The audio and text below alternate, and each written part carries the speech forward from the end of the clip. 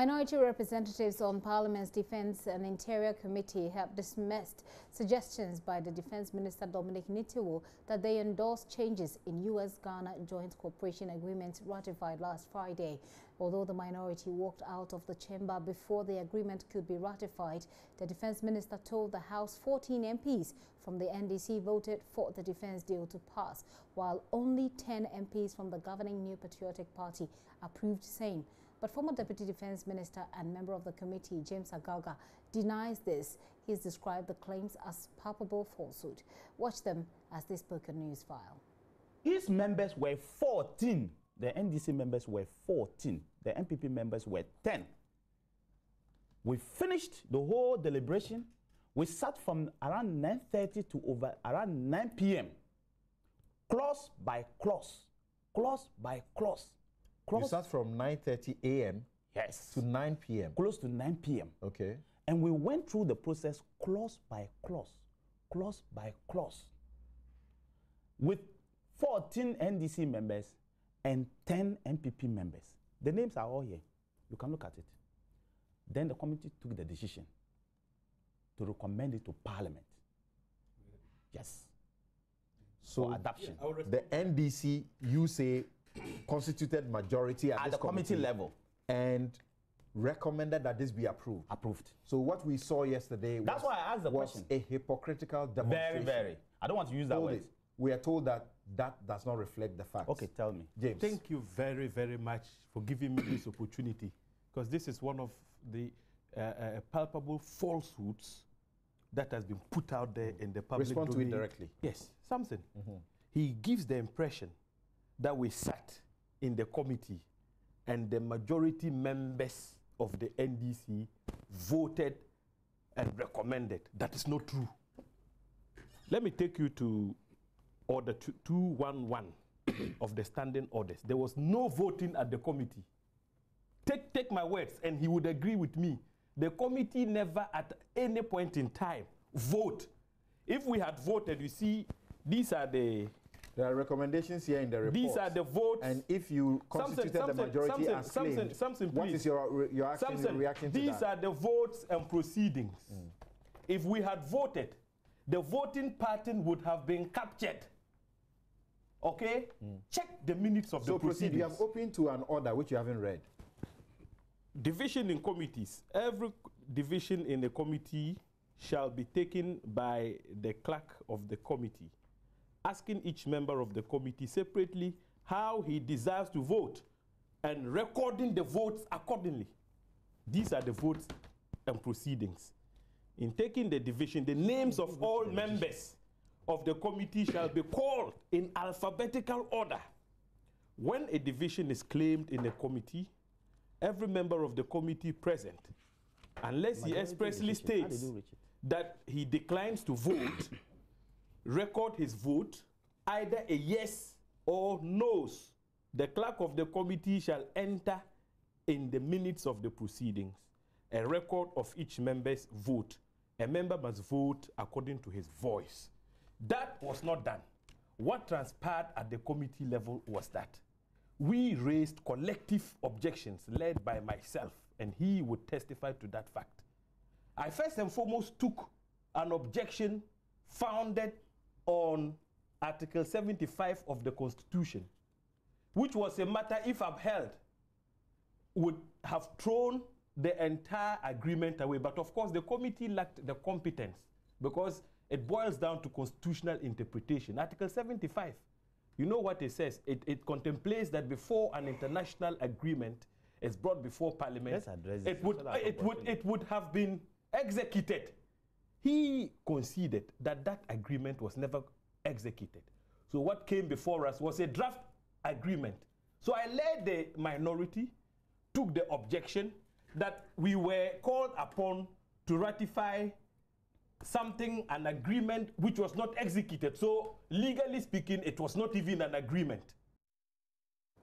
The former Deputy Attorney General there, Dominic Kaini, well, he's also been telling JoyNews that he sees nothing wrong with the agreement except the legitimate public concern of a permanent U.S. military base in Ghana. The agreement, as people know, builds upon existing cooperation, security cooperation arrangements that we've had with the United States of America. And I think that the only difference now is that the U.S. is pushing for the creation or establishment of a permanent military presence, a military base, as it is called, in Ghana. So the critical issue before us is to decide whether we want that permanent military base to be established in this country.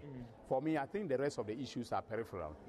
Issues relating to the tax exemptions and so on, issues relating to licensing of U.S. personnel when they are in Ghana for purposes of driving of vehicles and so on and so forth. I think that those are peripheral, but that we need to decide whether as a country, all right, it is in our welfare to have the U.S. establish a permanent military base in Ghana. I mean, looking at your experience in public service and even in private service as well, would you think that it would be in our interest to have a permanent base here?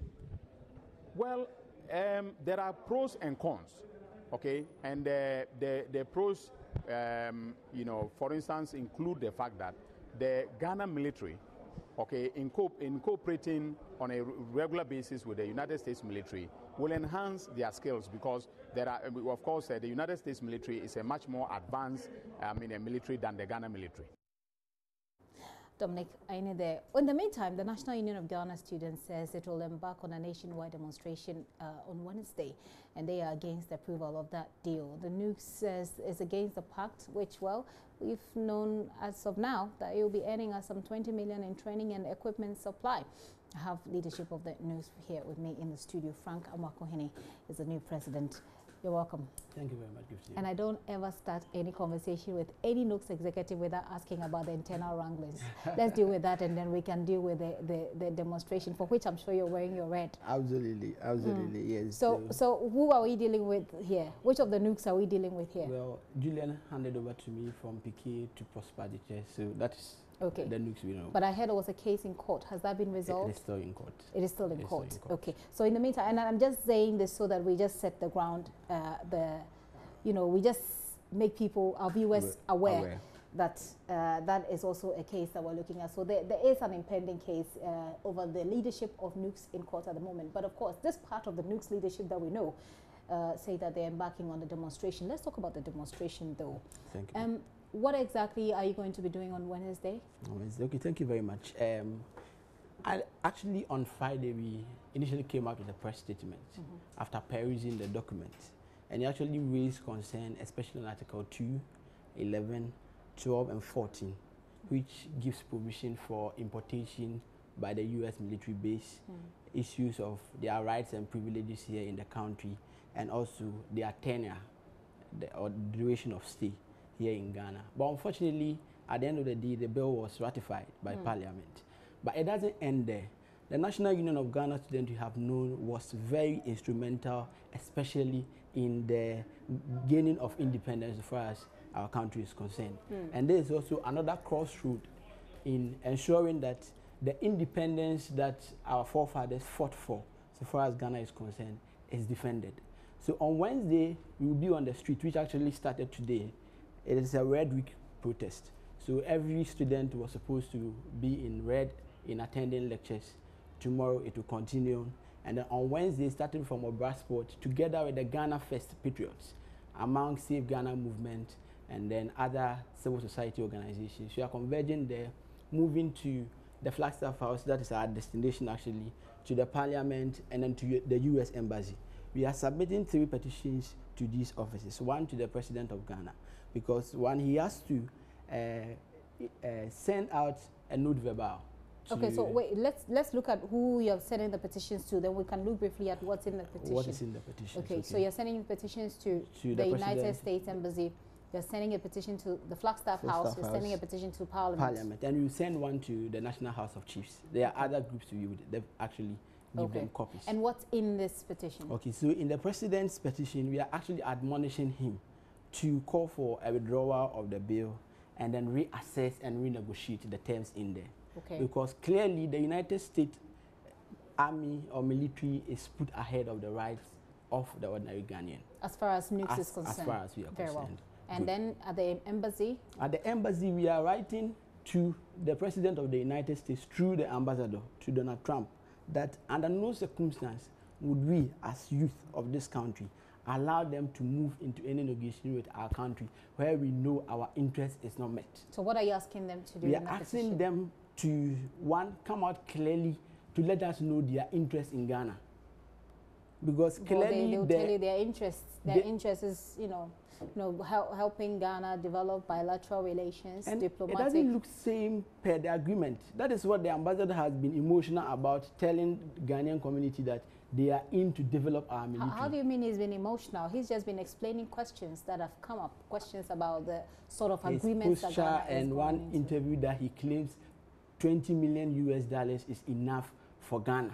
And he was making this. So that was an interview that I did with him. I asked him whether or not he thought it was a fair deal. And he said that in his opinion, 20 million investment into training in Ghana is a fair deal. Even India. You don't agree with him? I don't agree. You don't agree. Rejected $520 million.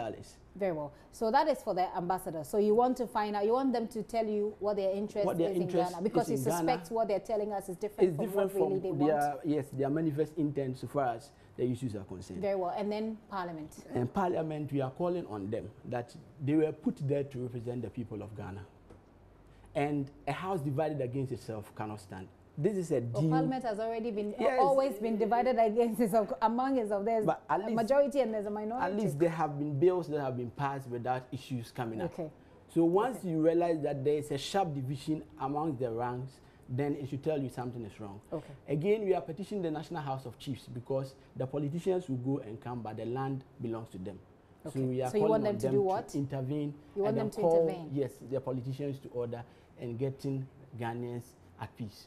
I would say, and a few people will say that, what do you say to those who react and say, what do you react to those who say nukes is doing too little, too late? I mean, this has been going on for some time now.